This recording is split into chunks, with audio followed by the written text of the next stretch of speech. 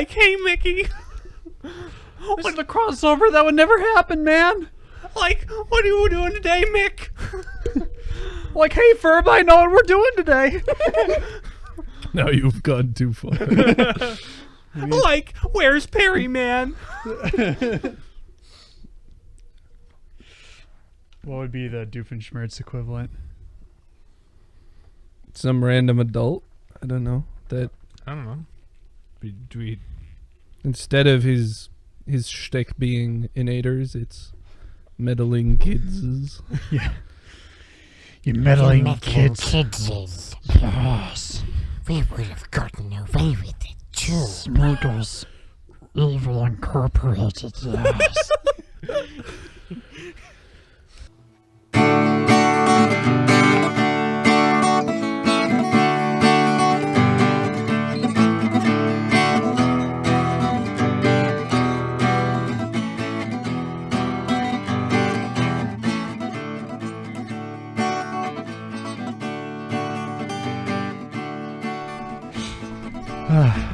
You know, some days you kind of learn life's kind of like you win some and you lose some.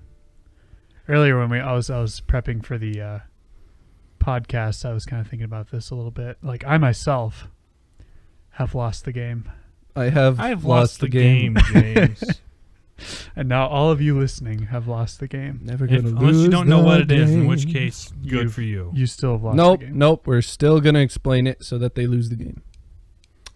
You go ahead. So what happens with the game is that whenever you think of the game, you lose it. So you can't think of it. If you think of the game, you must announce to those sitting around you that you have lost the game. Yes. Thus causing them to lose the game in the process. I don't think Correct. there is a time limit. Is there? As far as what?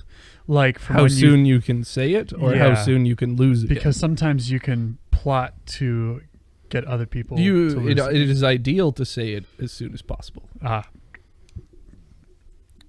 Sometimes You should can not think of it. delay without a due reason. Like if you're in the middle of a class or something, that's not an appropriate time to announce that you lost the game. Or during mass. Or during mass. Don't do that.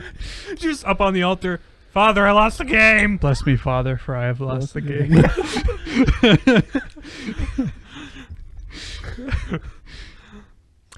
This is the unforgivable sin, my son. You know how Jesus said, "Whose sins you forgive are forgiven, and whose sins you retain are retained." The game. I'm retaining that one. Yeah. Yeah, I don't know where else I really wanted to go with that. I don't know. But You said someday. You just don't explain the joke. Don't. we had to explain how the game works. I mean, that's part of the discussion. But you're like, oh, I lost my train of banter, and I must announce that. Well, no, like It's got to sound natural and professional, James. We are natural professionals, James. Not really, but we're trying to be. And if you tell people that If we we were- lost our banter train, if we were produce, we'd be getting sold at Whole Foods. which we right now. certainly are not. No. It's not like any... We're not our country's chief export. That'd be really weird. It would be. College-aged males. Actually, maybe not export, like internationally, but like communities or whatever. I don't know. I feel like college is more of a distribution center. Like specialized and then you're distributed. Like more like a... Like a Like a- sorting center. Yeah. Like yeah. a distribution hub. Sure. Yeah, I can get behind that. You get your label and then you're sent off to the correct location. Theoretically. To Except be for the used package. for whatever purpose you created. Except the package has to figure out where it's supposed to end up. By carrier pigeon if necessary. Unless you're like a aviologist or whatever they call people who study birds. Ornithologist. Ornithologist, there we go. Ornithologist. I had not heard that word. That is a new word to me. Is that a Greek origin? Like a root word? Yes. Most Anything with sciencey anything things with are. an ology is great. So avian is more Latin then? Yes, that is Neat. correct. Yeah, that makes sense. Aviation would be the flight. An aviary is where birds get to fly around in a controlled area. An apiary is where you keep bees. That's with a P instead of a V. Yeah. Etymology can be fun. Ape. There was a nursing home that we used to, and we used to go to mass on Friday mornings there, and they had an aviary in the same room as where they'd have mass, like a little thing, and the birds Sure. were like constantly chirping and making a racket, but then they would always shut up right at the consecration, and I thought that was fascinating. I was Smart like, birds. smart Yeah. birds, yeah. It was like they would just like it would just die down, and then like 5 minutes later they'd be back at it. I was like, huh. It's like I forget which saint it was, but like they did a Eucharistic procession through the town, and this donkey like knelt before the Wouldn't that have been monstrance. Francis? That Was that sounds Francis? like Sounds a like a Francis Francis thing, thing. But he wasn't a priest, so he couldn't do the procession, like the Eucharistic procession. He would have had to be able to. Get the monstrance. Saint Francis. He was a monk. He was never ordained. I don't think. cannot confirm. I'm 90% sure. Yeah, because I feel like there was also a story about St. Francis too, where he kissed He the preached hands. to the fish. No, That was Saint Anthony. Saint Anthony. That's who it was. Like Never mind. like St. Francis would sometimes like kiss the hands of a priest, like these are the blessed hands that bring me Christ, Sure. something like that. If I recall correctly. There's all sorts of traditions and legends about saints, especially the Italian ones, Yes. of which As you know, God's preferred language is Italian. yeah. Of course. Yep. Although his That's why Jesus country is spoke Ireland. Italian. So says Father Anthony. Yeah. Yeah, it's God's country is Ireland, but his language is Italian. I mean, their flags look similar, Mm-hmm. so I guess there's some connection there. I mean, what flag doesn't have stripes? Yes, but they are Brazil. almost the same color. Yeah. They are. I forget the latter, tricolor. the right 2/3 are identical, Mhm. and the left side of the Irish flag is this kind of orangey thing, and Italian is red. Yeah. Yeah, you're right. And then there's Mexico. It's like, y'all, we're looking at the same book when you designed your flags. It's like, can I Except copy your Mexico's homework? flag is the other way. Yeah, that's true. They're horizontal stripes, not vertical. And there's a logo in the middle. Yeah, they got Symbol. the eagle on the cat. On eagle's wing. Is it like the eagle crushing a snake on a cactus, I think is the thing? Because that was like, this is digging way back in the trivia bank, but I think the location of Mexico City, or the original name of the city, meant something to do with like the legend of that eagle on a cactus or whatever. And they're like, this is where we're going to build our city. It was like Tenochtitlan or something like that. I totally butchered. Tenochtitlan, I Yeah, think. I butchered that, but How many sides does that shape have? 42. Very cool. yep, present day Mexico City. Yeah, fun stuff. Very fun stuff. We're the Palladian Papists. I'm James. I'm Nathan. And I'm Riley. The contents of today's episode are a little less fun. That was too abrupt. What do you mean it was too abrupt? It was too abrupt. It was in a pause. So it was abruptly out of that pause. Well, I'm still in the segue here. So things that are less fun and actually more on the unfortunate side of things and rather dour and depressing would be the series of unfortunate events about which we are discussing in our podcast today. So, for those of you who aren't familiar, the series of unfortunate events is a book series by a man whose pen name is Lemony Snicket. And it chronicles the sad tale of the Baudelaire children, Violet, Klaus, and Sunny. One day, they're out skipping rocks at a beach, and they get the terrible... By themselves. By mind you. themselves. Yes, on a very bleak foggy day, and they get the terrible news from a banker friend of their parents that their house was burned down while they were gone, and their parents both perished in a fire. It was in a terrible fire. And so, as a result, they're now orphaned, and so they get sent to live at the home of their guardian that was left in their will or something, in their parents' will, who is this very strange, eccentric, kind of dastardly man named Count Olaf. Like the wannabe theater thespian sort of character. Over the course of the series is 13 books, which, funny enough, the day we're recording this is or wait, hold on. It is the 13th episode. Yes, this is the 13th episode, and there's 13 books, and the 13 is seen as the number of being unlucky. There's also 13 chapters in every book. I believe, yes. It's been a while since I've read them, but I think I'm pretty sure that's how it works. We could be wrong. Yes. But yeah. So these children are ridiculously unlucky. I mean, just right off the bat, they've lost their parents in a horrible fire, and they're sent to live with this guy who's kind of a jerk, and we find out is after their parents' fortune. And so since Violet, the oldest, is only 14, I believe, she doesn't get control over their parents' money until she's 18. Mm-hmm. Klaus, I think, is like 12, 13, and then Sonny is like an infant. Yeah, under a year old at the start of it. But with a very impressive set of teeth for a kid that age. Yeah, they each have like their unique talent or skill. Violet is like kind of has an inventive mind, and her trait is that like she will tie her hair up in a bow to help her think, or with a bow. Ribbon. Yeah, with a ribbon.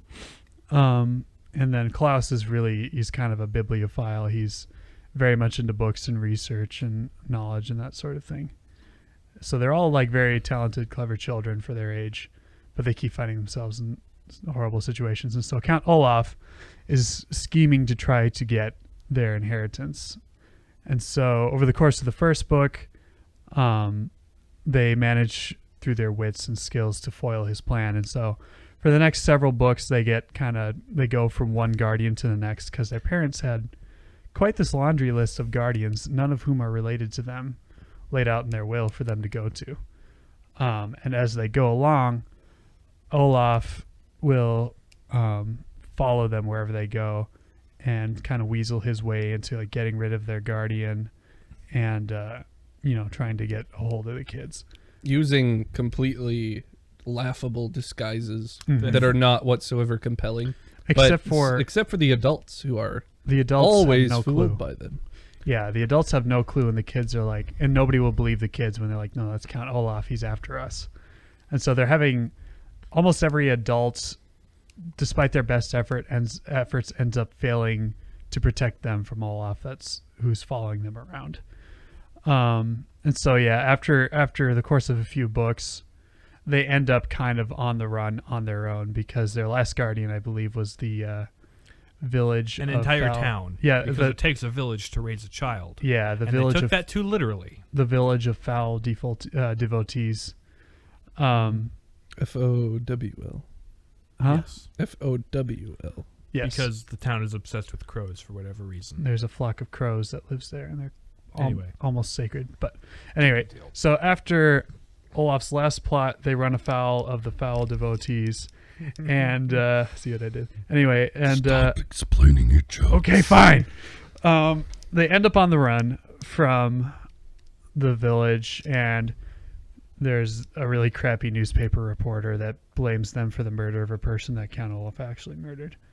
So they're on the run for the next few books, and then they have some adventures and stuff. And at the end of the series, some misadventures. Misadventures, yeah. Yes. Involving a hospital, a carnival, a shady hospital and a shady carnival, a rather slippery slope mountain, and a hotel. And a couple secret organizations. Yeah. They find out there's a organization that their parents had apparently been part of called VFD. And so that's one of the main mysteries of like the whole series is like, what is this VFD? What is it all about?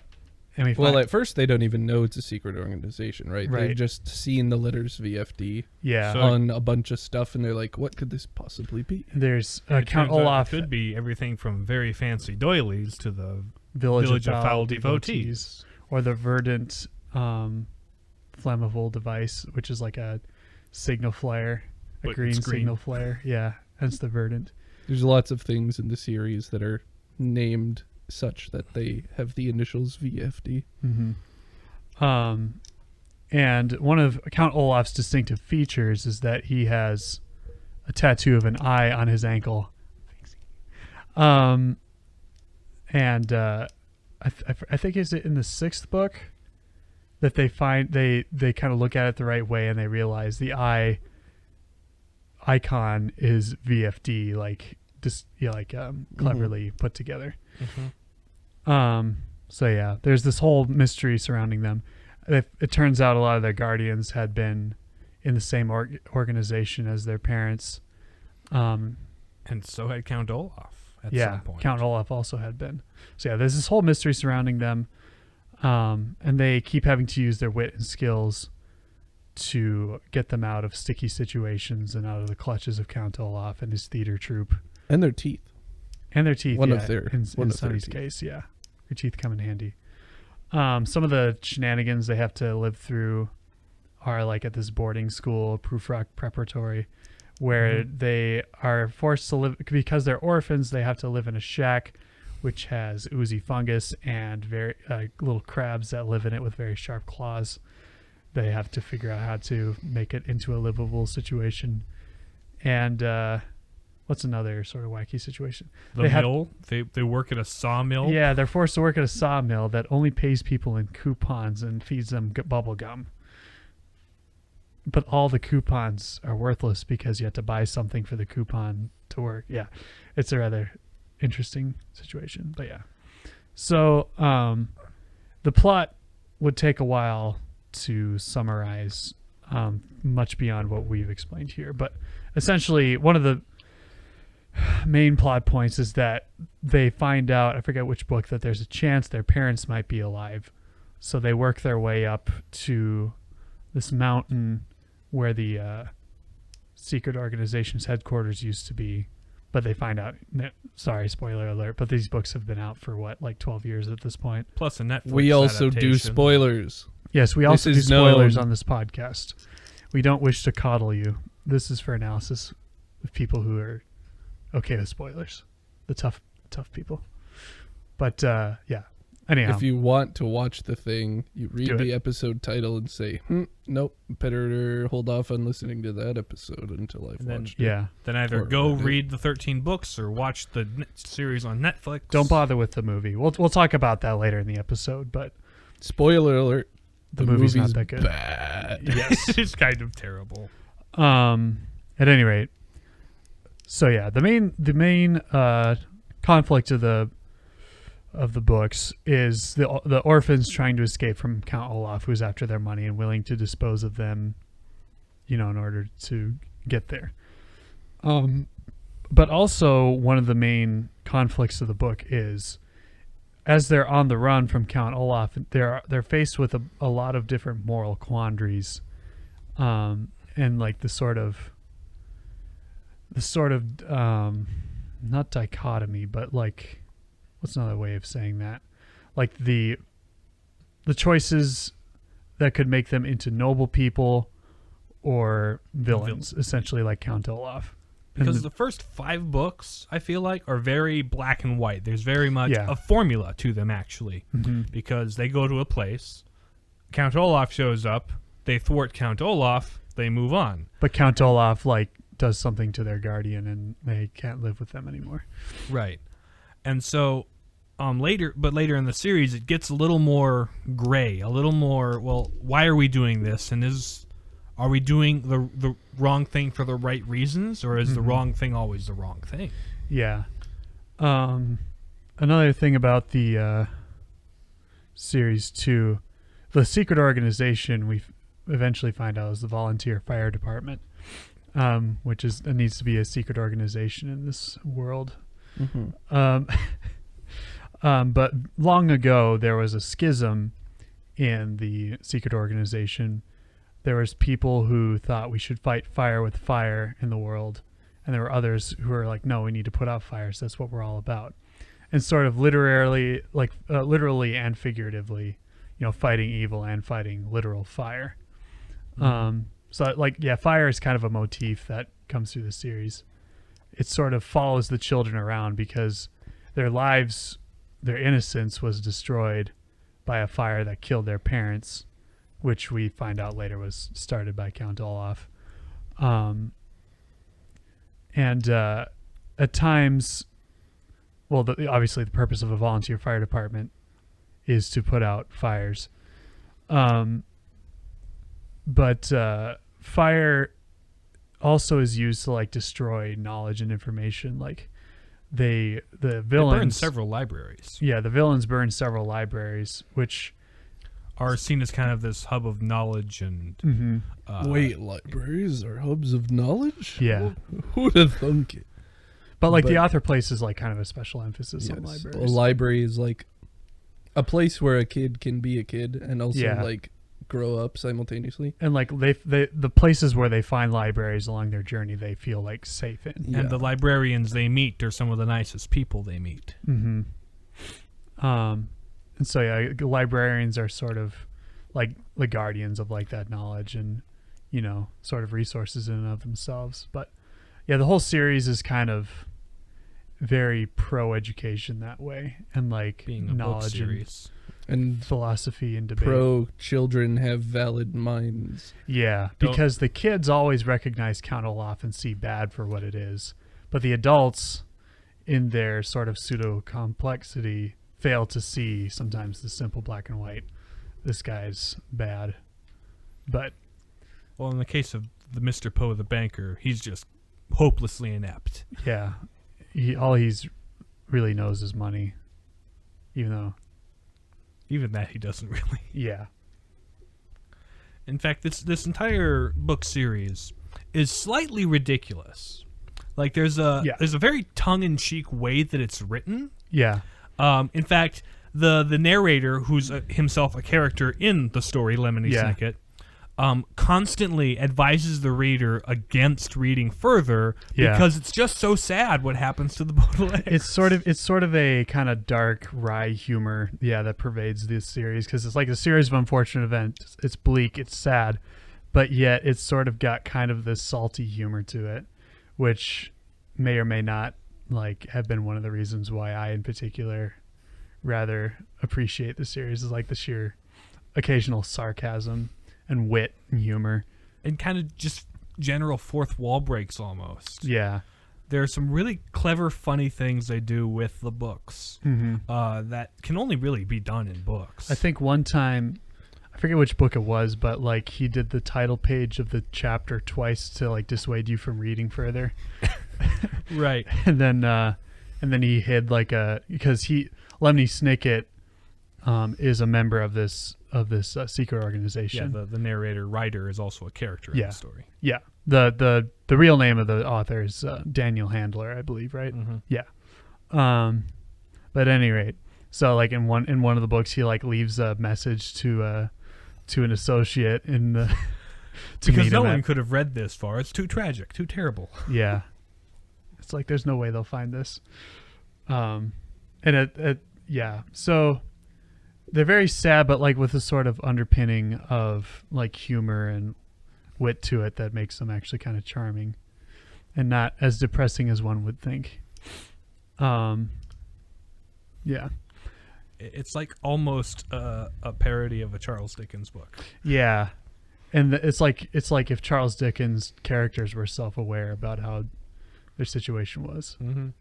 But yeah, no. And so, yeah, the some of the major themes of the book, like we were talking about, were, classic good versus evil, but noble versus being a villain. And sometimes the children, as time goes on and they get older on the run, they're forced to make very difficult decisions in that, or okay, we want to be noble, we want to put out fires in the world, figuratively and literally, but sometimes in order to survive and to get to the next place they need to go, they have to sort of morally compromise and start literal fires, or lie and deceive people and kind of break people's trust and start like figurative fires. Yeah, in the first half of the series, it's Count Olaf who's in disguise tricking people into getting close to the kids. Mm-hmm.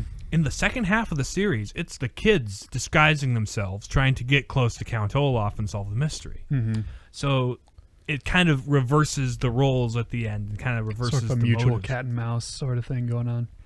So that disguise kind of symbolism, if you will, gets flipped later. And Yeah. explored in a different way. The main members, like I almost said Gandalf for some reason, Count Olaf and his henchmen, and then the two imposing figures of the man or the woman with, or no, the man with A a beard and no hair, hair. and a woman with hair and no beard. They only show up really late in the series, though. Yeah, but like them, Count Olaf and then his henchmen are kind of like the members of the schism that had broken off. And the Baudelaire's parents, And the other lady, what's her name? Esme, Esme. Yeah. Gigi Genevieve Esme Squalor. Squalor. Yeah, Mm-hmm. who's very into fashion And the everything sugar that's bear. in. Pinstripe suits are very in. Owning orphans. Not Having in. orphans is in. Yeah. Another character. Aqueous Martin. Yeah.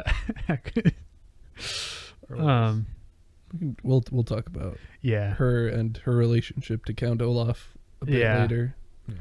But yeah, no. So the children are, they're forced to make kind of difficult moral decisions. And at first, and sometimes they're like their parents and like some of their good guardians that they had were on the other side of the schism. But we find out that even though those people were noble and had good intentions, they had also kind of done some questionable, even wrong things for what they believed was right. So yeah, as time goes on, the children are like, kind of enthusiastic. All right, we're like becoming like junior members of the organization themselves to solve the mystery. But yeah, over time they realize that it's a lot less black and white than they thought. Mm-hmm. And so what I think the series does really well is kind of introduce kids to a complicated world and like explore what that's like from a kid's perspective, because about the age you theoretically would be reading these books would be when you're maybe like 11, 12, something like that. Tweens. Yeah, tweens, where you're just kind of on the cusp of, maturation and stuff like that, and starting to learn more about the outside world. That isn't to say they can't be enjoyed by adults, because boy, do we enjoy them. Yeah. But like we talked about earlier, as time goes on, or at the beginning of the series, things are very black and white. Like the children are good, Count Olaf's the bad guy chasing them. And since they're kids, when they try to talk to adults about their problem, adults tend to be kind of inept. Just kind of write them off. Yeah, like they don't listen to them. They don't treat the kids like they're intelligent. The people who do, I mean, they like kind of have their flaws, but the people who are the kindest to them, despite their flaws, even they have their faults in that they can't protect them from Count Olaf, who sneaks up on them. Mm-hmm. So it's sort of, for kids, it's sort of a admission that adults who you've looked up to this whole time, they themselves are trying to figure out the world and wade through like messy, sticky situations, and aren't as smart and powerful as they appear. And probably one of the least smart, actually, clearly the least smart and like derpiest character in the whole series is Count Olaf, who, despite his cunning and greed, and I don't know that that's strictly true. Well, he's cunning. He is he's smart, but he's dumb at the same time. Right. I don't know that you can really say he's derpy. Well, 'Cause that's I thought you were talking about Mr. Poe. the Justice. Oh, Justice no, Strauss. yeah, Yeah, she's a derp. yeah. Justice Strauss, one of the people they meet early on that was kind to them, she's definitely derpy, like pretty clueless. But Count Olaf, Count Olaf is inept in the way that all adults in And that he's, like- series are kind of inept. And also Yeah. because he's kind of crazy and not right in the head. yeah, he's very fixated on their wealth and power and stuff, and like proving himself.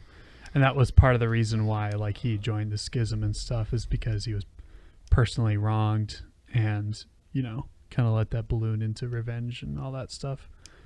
Particularly, I mean, this is kind of going deep into the lore, but particularly against the Baudelaire's mother, who he blames for killing his father with a poison dart, if I remember correctly. But yeah, that's kind of going deep in the lore. But at any rate, so he has like personal gripes with the VFD organization, and he kind of lets that balloon into revenge that eventually destroys him. But at first, the children kind of have like a distaste and despise him because he treated them cruelly while they lived under his roof, and did put Sonny in a bird cage and hung her from a ledge, and tried to get Violet to marry him in a play. but for real also. Yeah, but for so real, that he could be get their a fortune and stuff. beneficiary of their fortune. Yeah. So even though she's underage, but She had permission from her. right, yeah, there was like a legal loophole he exploited. But he, at first, yeah, he's kind of bad man. But then as time goes on, we kind of find out that even the big bad of the series is kind of a complicated, nuanced character that even though you can't defend him, You can empathize with him. you can empathize, like, okay, this is why he is the way that he is as time goes on. Like back in the day, he wasn't like the sharpest knife in the drawer at the academy or whatever they went to in the organization. He wasn't a very good actor. People didn't like him very much. Yeah. But he kind of let that eat away at him and kind of destroy him, and let it, so he's kind of a slave to his passions. He wants approval. He wants to be seen as the best. He's got this greed complex where he wants the Baudelaire's big fortune and so forth. But yeah, the children too find that, they're being faced with a situation with a lot of complex moral situations, and they're like have to be mindful so that they don't become like him in their pursuits. Yeah. So those are some of the major themes of this series, I think. Overall.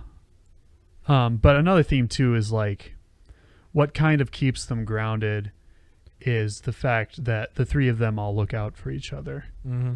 Like, they're the only family they have left. And so their loyalty to each other, and they manage to kind of like be accountable to one another and, make sure they talk things through so they don't go off the deep end, as it were. Which sort of gets played with a bit in the Village of Foul Devotees when they meet their friend, their family, like this other family of people who are like the Quagmires. Yeah, the Quagmires. Mm-hmm. Yeah. Who are kind of like the mirror images of the Baudelaires. And so like the Quagmire oldest boy and Violet start, Or they're the triplets. or the triplets. The triplets. Yes. Yeah. The Quagmire right, triplets. But there's only there's two one- of them because one of them died in a fire. Air quotes. Quote, on air died. quotes Air died. quotes died. But yeah, was it Isadora and Quigley? Duncan, yeah, Isadora, Duncan, and Quigley is the air quotes dead one. yes. But yeah, they hit it off really well. But also introduce a bit of tension between The Violet siblings. and Klaus, because they're like, yeah, you're getting too close to this person, and you're kind of ignoring me in the process. yeah. Kind of allowing others into that like sort of familial Because relationship. they're like the most similar people to them that they ever run across, because they're kids too. Their parents have undergone tragedy too. Yeah, kind of around the same time as them, and they're on the run from Count Olaf as well because he wants their fortune. But yeah, I think they also have like their special quirks and skills. Like Isadora, I think her thing is haikus, No, couplets. couplets, yeah, which are not the same, but No, they aren't. So- Haikus don't have a rhyming scheme. right. Yeah, no, she her thing is writing couplets, and I think why am I not remembering the kid? Duncan. His thing, he's like a cartographer. Is that Quigley's, air quote, dead Quigley's thing? I forget. Forget exactly. But yeah, at any rate, they find out that they all like to keep their commonplace books, or like their notebooks essentially, that they write notes in and like scraps of information. Like they all have that, like all the kids, even though they're from completely different families. But yeah, but the thing is with the Quagmires is that they frequently do get captured by Count Olaf, at least twice, if I'm not mistaken. Or no, or like once. And so and then eventually the Baudelaires free them, but they have sort of guilt and remorse about allowing that to happen. I think that's one of the arcs over, I think, 3 of the books where they're trying to rescue the Quagmires from right. They Count meet Olaf. them in the Preparatory in the school, Mm-hmm. and then they try and find them in the elevator one. Yeah. Right. The And then- ersatz elevator. Yeah, and then they free them in the village in the Vile Village. Yeah. And send They them were away aboard a self-sustaining Hot air dirigible mobile home. Yeah. that a guy named Hector built that lives in the town. A cowardly character who was building that mobile home to get away from his problems. Because he's being henpecked by a bunch of crow lovers.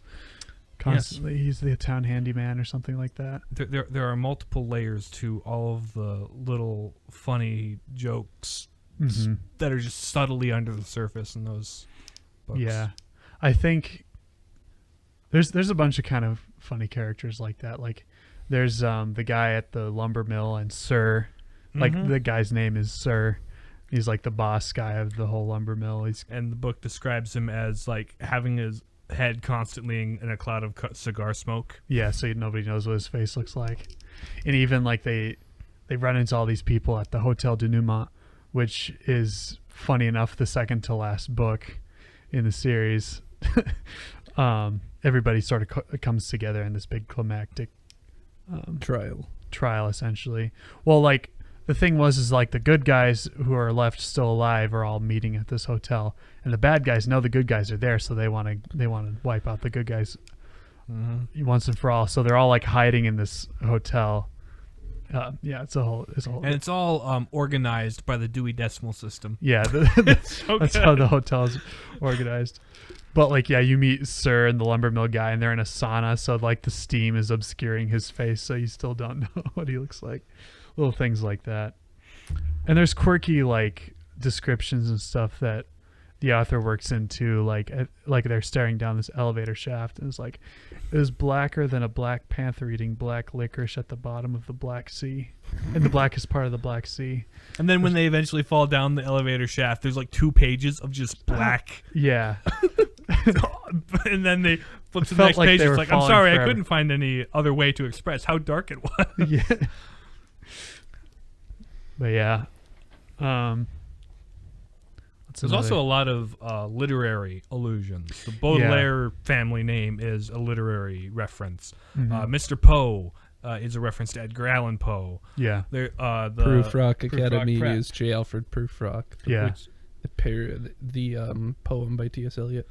So like, if you're into reading, if you're a bibliophile yourself, you'll pick up on a lot of little references. But yeah, there's other like literary references like they specifically talk about in the books as well. Right, they'll highlight a couple, but they don't talk about all of them. Yeah. The world they inhabit is sort of like this kind of fictional, kind of Art Deco 1930s. Yeah, style. It's got this very, very T.S. Eliot feel to it. But Yeah. also very ambiguous in its setting, where it could almost occur at any point in history. They have like, computers, and yet there's still like people wearing, formal clothes, and it's almost like kind of weird, somewhere between 1800s and 1980. Yeah, it's strange. But that's kind of part of the charm of the book. It doesn't date Yeah. itself, and so it's kind of timeless. Yeah. That's yeah. But there's funny little world building things like the king of Arizona, and like the the Duchess of Winnipeg are these figures that are in the background. Little things like that, where it mixes in some real world stuff, and then overall fictional story. And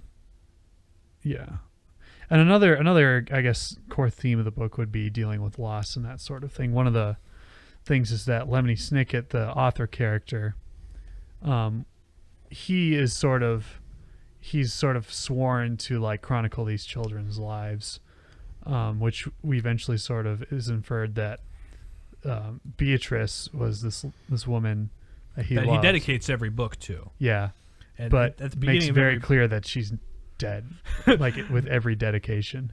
Dedication, yes. Let's see.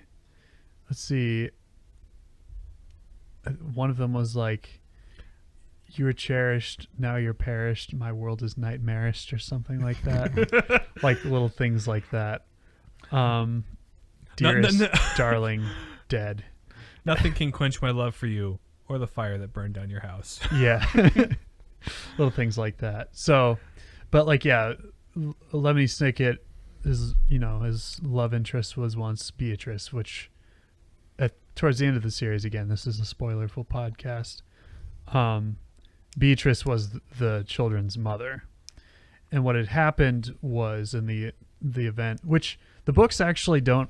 We'll get into the movies and the movie and TV series in a little bit, but the books actually leave a lot of questions, and that's, I guess, sort of another thing about the series is that like the lessons it's trying to teach kids is like sometimes you just don't know all the answers, and you have to kind of press on and live your life. But rewinding a little bit, with the Lemony and Beatrice's thing, Lemony was actually responsible, or no, Beatrice killed Count Olaf's father by accident or something like that with a poison dart gun, harpoon gun or something like that. Okay. But Lemony took the fall for it and the blame, and so he's like, Count Olaf hates him more than anything else. But he also hates Beatrice because she was involved with it. But so Lemony goes on the run, and so he can never live with a life with Beatrice, and so she marries the Baudelaire's dad, and they have the kids. And so, yeah, so that's kind of Lemony Snicket's connections to the kids. So it's out of devotion to his deceased, love. It's Beatrice. Cool how it's very vague at the beginning. He's just kind of telling the story, but the further into the series you get, the more involved he gets. Yeah. You meet his brother and his sister are characters that show up. Jacques and Kit. Kit. Yeah, yep. Kit. Who both die. They both die. Because it's a series of unfortunate events. Yeah. It's very bleak. I think played by Agent Carter and Nathan Fillion. Yeah. And in the TV show. In the TV show, Patrick Warburton was Lemony Snicket. Oh yeah. Yeah. Shoot, where was I going with that? Oh, sorry. I may have derailed something. Yeah, no, that's okay. I mean, it was contextual, so it works. But yeah, that's sort of the background, I suppose. This is wandering a little bit, but yeah. It's overall good series. I guess we can get into the movie and the TV show adaptations. The books, like we said before, they at the end of the series, like, it resolves some of the mystery and the conflict and stuff, but it doesn't really explain very much. And so I remember when I finished the last book, I was like, dang, I'll never really know the answers to some of these questions. And there's other things that are addressed in like supplementary materials, like if you ever read the Beatrice letters. Yeah, which is like the book itself is like this dossier of like different love letters and things that like Lemony sent letters from Beatrice to Lemony and from Lemony to Beatrice, but maybe it's not the same Beatrice that's writing the letters as you further read. You have to kind of put it together. It's really kind of neat. It's like a puzzle book almost. Yeah, it's kind of interactive that way. And then there's the All the Wrong Questions series, which is like just 4 books talking about Lemony's time in training as like a 13-year-old member of the organization in a specific town. which doesn't add a whole lot to the original series of Unfortunate Events story. You but meet some of the characters that, like, as and their some characters are referenced also. but, Yeah, like, as- it also has very little impact one way or the right. other. It's sort of supplementary background. So yeah, up until the TV show came out, there were a lot of things I didn't know about the lore. But the TV show was the screenplay was written, or the teleplay, a lot of it, like one of the main writers was Daniel Handler, who wrote the series. So he got to shape the TV series, as opposed to the movie. I think he was involved with the movie that came out. What was it, 2006 or something like that? Something like that.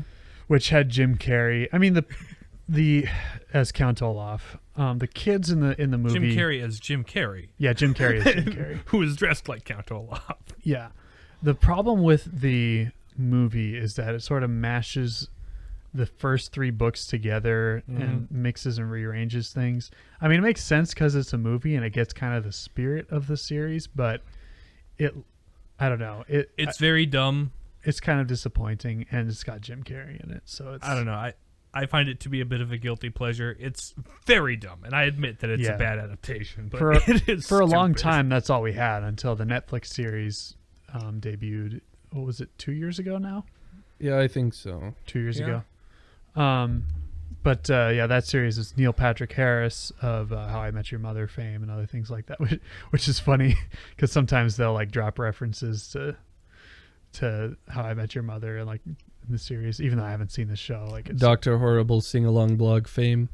Yes. You guys haven't seen that yet, have you? No, I haven't. I have heard good things about it from you and several siblings, but I just haven't It's gotten around to it. excellent. It's only like 40 minutes. We could probably watch Watch it it right tonight. after the Oh, yeah. podcast. Let's There do we it. go. Anyway, so Now you know our evening plans. What are yours? Yeah, what are you doing? Tweet at us. At tweet Palladian us Papists. at Palladian Papists on Twitter.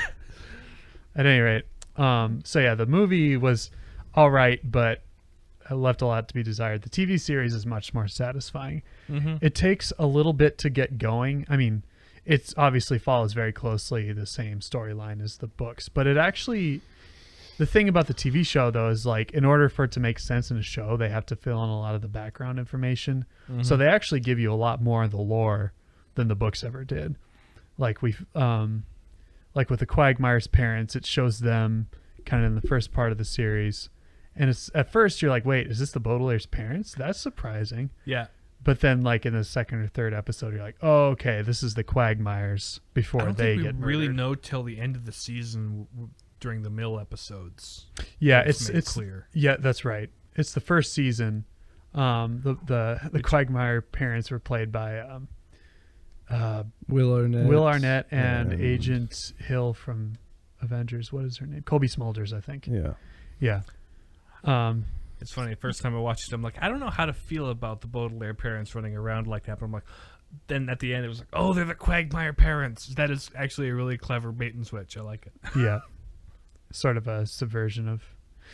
Anyway. But yeah, overall the TV series is really good adaptation. It definitely carries the art style. Patrick Warburton is Lemony Snicket, who's kind of taking you through in much the same way as Lemony Snicket does in the books, and he does a very good job of like the deadpan storytelling delivery of the books, Despite and how ridiculous the things he's saying actually And are. the circumstances that he's saying them in. Like, there's one where he's just walking through a sewer while telling you not to keep watching. yeah, like that's how the story starts, is just like this 5 minute or like 2 to 5 minute thing where he's just like telling you all the reasons why you shouldn't watch it. And they'll take lines straight out of the books too, like, now would be a great time to exit the living room, movie theater, or airplane you are watching this and walk away. It's funny because it kind of when you look at a book, right, on the back of the book there's usually a description that tells you why you should read it. But Every book is like, this is a horrible book and no one should read it. Dude, I suggest you put this book back on the shelf you found it and walk away.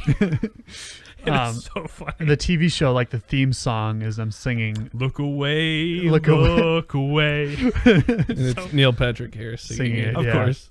They give Neil Patrick Harris every excuse they can to make him sing in this movie. Yeah. Or in this show. which makes sense because like the character Count Olaf is kind of this cheesy theater like thespian guy, who's kind of dark and evil, but aren't they all? So yeah, the TV show is the first season's decent. The second season is where things really start to pick up, obviously, because that's where a lot of the more interesting plot points in the story And happen. also, it covers all the stories that weren't already in the movie. Yeah, So we and a can- lot of the background too, like in the books, like the whole incident where Count Olaf's father gets killed, like that's sort of kind of vaguely referenced in the books, but then they flat out show the scene in this TV series. Also, I love how the in-between season breaks, they are Yes. like referenced. Yeah, I think season 1 ends where they're like About to plopped- go into the school, and they're Yeah. sitting on a bench outside the principal's office. and And there's the rough- baby that was Sunny gets dramatically older. Yeah, It is. like at the beginning of the next season. It's like one of the first lines the kids say is like, "I know we've only been sitting here for a few hours, but it feels like months." Or no, I feel like Sonny's we've been alright. sitting here for months. Sonny already looks more like a toddler than an infant. Yeah, like they directly just like call out, "Yeah, we aged in the So time it took good. us to film season 2," which is kind of a fun tongue-in-cheek thing that they did. There's a lot of fourth Very wall in the breaks. spirit of the books. Yeah, yeah, and like the different illustrative. Another thing Lemony Snicket does in each book, there's sort of like a analogy or something that will be carried through. At first, it seems like innocent enough, but then it'll actually like it's sort of a hint into what's going to happen at the end of a book. Right. What's an example? In The Belly of the Beast, I think is one. Yeah. Like that expression where he explains it at the beginning and it keeps popping up again and again and again throughout the and rest of the it story. kind of makes you rethink he plays with that analogy. in a Yeah, really he fun uses way. it in a different context, but it works I every think- time. There's one where the phrase "small potatoes" is used, Yeah. but they were very large potatoes indeed. Mhm. Or he might have said like played with the meanwhile back at the ranch once Yeah. or twice. Just And like playing with storytelling tropes and turns Even the of titles phrases of the and books. expressions and words. They Yeah. like messing which with here words a means lot because it kind of mocks people who talk down to children almost. Which means we know what that means. They Yeah. all say it in unison, like we know what this expression means. We're not idiots. we've read a dictionary. Right. So, like in the books, he'll say this word in this context means something extremely specific to that context, but also Yeah. That's Oh, really good. we forgot. We said we were going to talk about the character of Esme Squalor, so we better Yes, keep up our we promise. We should do that. too. So in the 6th book, I believe, the Ersatz Elevator, the children go to like this kind of uptown apartment where their guardians are Jerome and Esme Squalor. And as their name implies, they live in sort of this decadent, Luxurious penthouse. yeah, which is kind of, It's fun and ironic. yeah. It's great. But Esme's whole thing is she's super vain and into all things that are in, and so she's constantly changing fads and costumes. And Jerome's thing is he's very much a doormat. Yeah, he's very much a doormat and kind of henpecked. And we find out that Esme, in her, she allies herself with Count Olaf and like ditches Jerome. Becomes Count Olaf's girlfriend. Yeah, This is she like- betrays the children, and then becomes a Count Olaf's girlfriend, Which and is like ditches Jerome. on the surface of things the most inexplicable thing, yeah, because she's all about appearances and what's hip and in, and Count Olaf is just this Everything that isn't. dirty, Unseemly. grungy unkempt, dude. yeah, uncouth.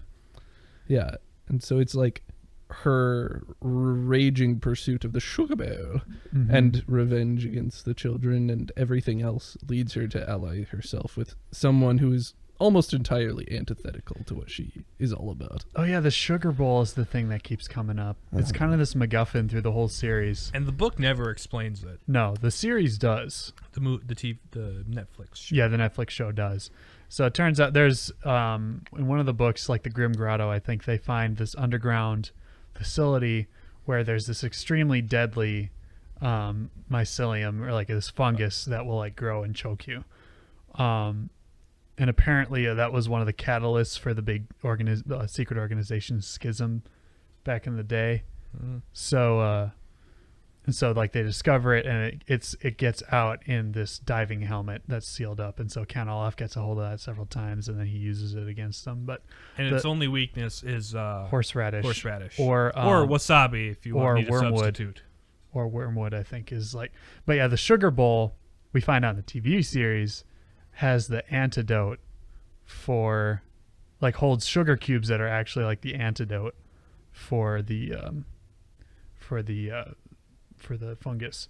But yeah, it was Esme's sugar bowl that was stolen from her, and so she's like she doesn't care about the fact that it's got a cure for a very deadly not virus but fungus. And yeah, it's kind of a whole thing.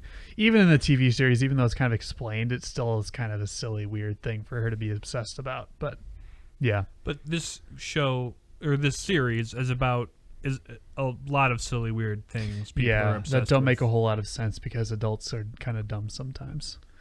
Like, the sugar bowl gets, especially at the end of this, towards the end of the story, is kind of treated like this nuclear football that must be protected at all costs by everybody. Yeah. But yeah. Obviously the stuff we talked about today will make a lot more sense. Like, if you read the books, they're actually relatively easy to read. Yeah, they're targeted. They're young adult. They're kids. But they pack a punch, and they're very cleverly well written. And they're short. Follow. They're all 13 chapters. Yeah, I know there's multiple books I had read just in one day, like one sitting, essentially. So they're not very long, but they don't feel short. And, they're kind of some of them The first couple feel kind of short. Yeah, but they're kind of They suspenseful. do fill out. Yeah, they fill out as the children start to kind of, like, the mystery of, like, the whole VFD organization is kind of revealed to them more and more. Yeah. Oh yeah, that was the kind of the motif of, like, the libraries, is that the world is quiet here, is like sort of a slogan. Mm-hmm. Yeah, it's a place you can stop and actually think. And it's like a bonfire in Dark Souls. Yeah, kind of. They don't respawn, but in the series, but no, that would have been helpful escaping a fire. And for all the people that died. But yeah. Imagine if you reloaded at every library you stopped at. How do we know we don't do that? We just don't go to the library enough. So we got like a BioShock Vita chamber in there. But yeah. Overall, highly recommend the series. Oh yes. Even though it's unfortunate and dark, it's really not, like, the way it's written. It's kind of macabre. I recommend that you stay as far away as humanly possible from these books. Yeah, and the series.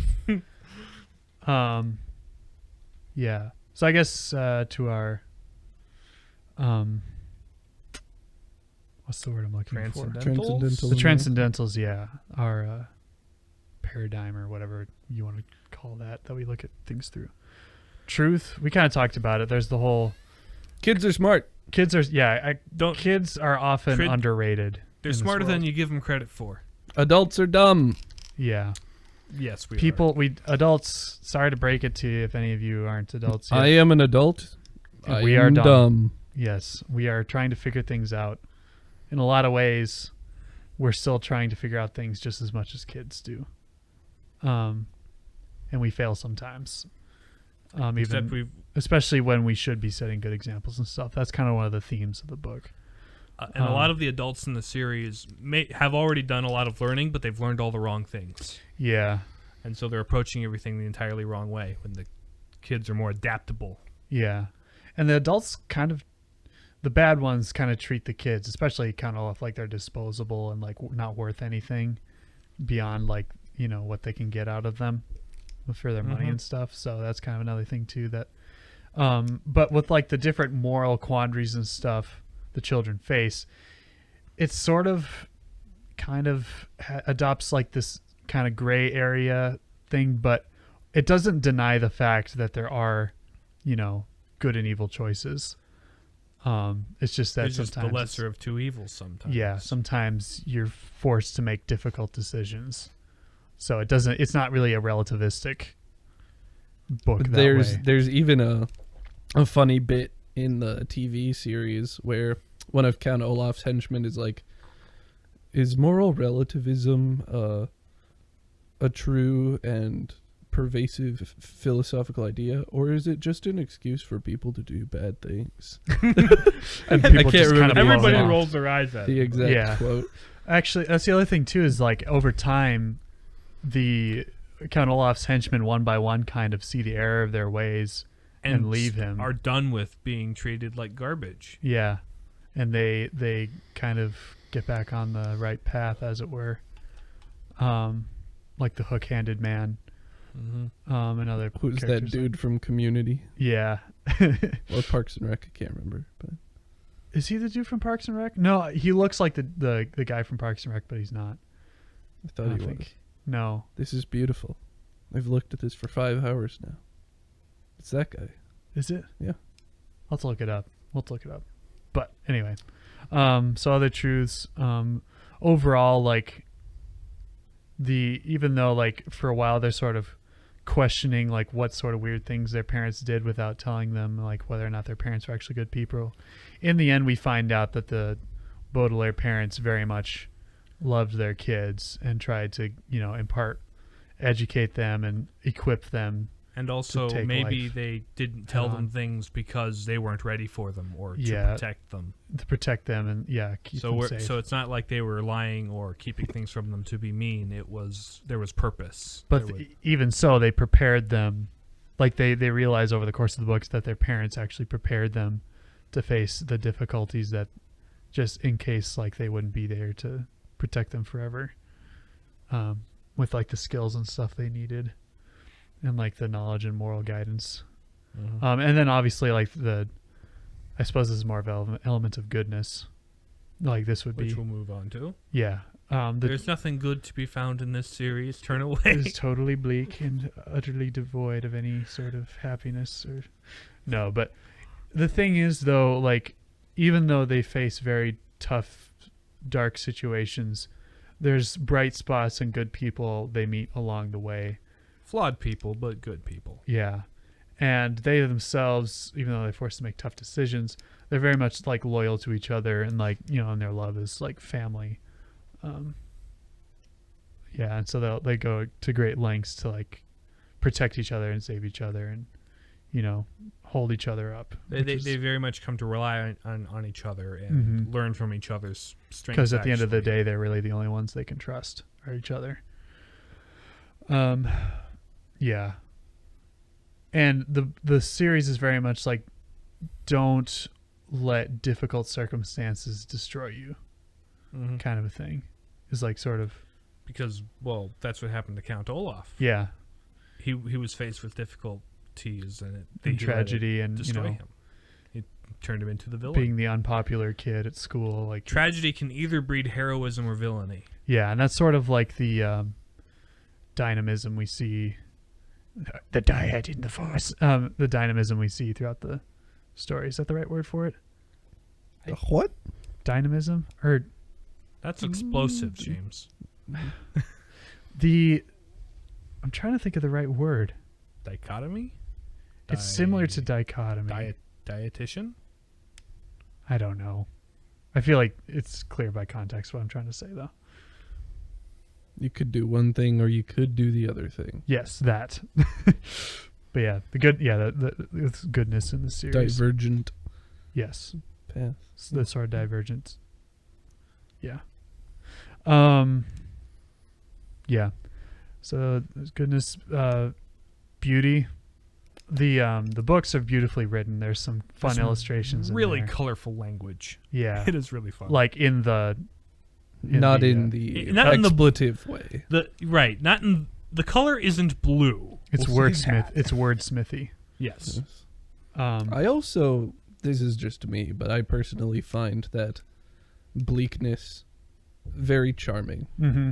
Mhm. Like Isle of Dogs. It's a very similar sort of feel to it. It's just Yeah. like Where it's bleak that doesn't take itself too seriously. Yeah. Yeah, There's and sort of is a grim humor. an to all of it. acknowledgement of reality, but a refusal to be broken destroyed by it. and submit to it. Yeah. Mhm. Yeah, it's sort of like kind of a bleak, macabre humor to the whole thing that I find really charming.